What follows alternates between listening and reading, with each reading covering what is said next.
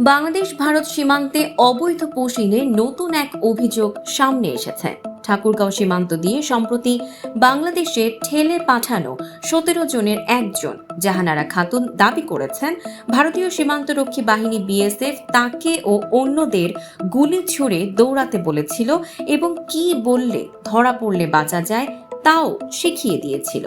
গত শনিবার ভোরে ঠাকুরগাঁওয়ের সীমান্তবর্তী এলাকা থেকে জাহানারা খাতুন সহ 17 জনকে আটক করে বাংলাদেশ সীমান্তরক্ষী বাহিনী বিজিবি জানায় তারা সবাই ভারত থেকে পোশিনের মাধ্যমে বাংলাদেশে প্রবেশ করেছিলেন। জাহানারা বলেন, বিএসএফ আমাদের বলেছে যে আমরা দুটো গুলি মারব, গুলি মারার পরে তোমরা সব দৌড় মারবে। তো ওরা দুটো গুলি মারে, তখন আমরা সবাই ভেগে দৌড় মারি, সামনে বাংলাদেশের ভেতরে ঢুকে পড়ি। তিনি আরো দাবি করেন, ধরা পড়লে কি বলতে হবে তাও আগেই জানিয়ে দিয়েছিল বিএসএফ। ওরা বলল, যদি ধরা পড়ো তাহলে বলবা যে আমরা ইন্ডিয়া যাচ্ছিলাম, সীমান্তে বিএসএফ তাড়া দেয়ায় আবার ফিরে এসেছি।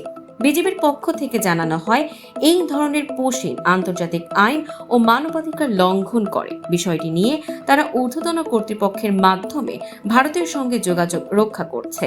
এই ধরনের পোশিনের ঘটনা সীমান্ত এলাকায় মানবিক ও কূটনৈতিক জটিলতা বাড়াচ্ছে বলে মনে করছেন মানবাধিকার কর্মীরা।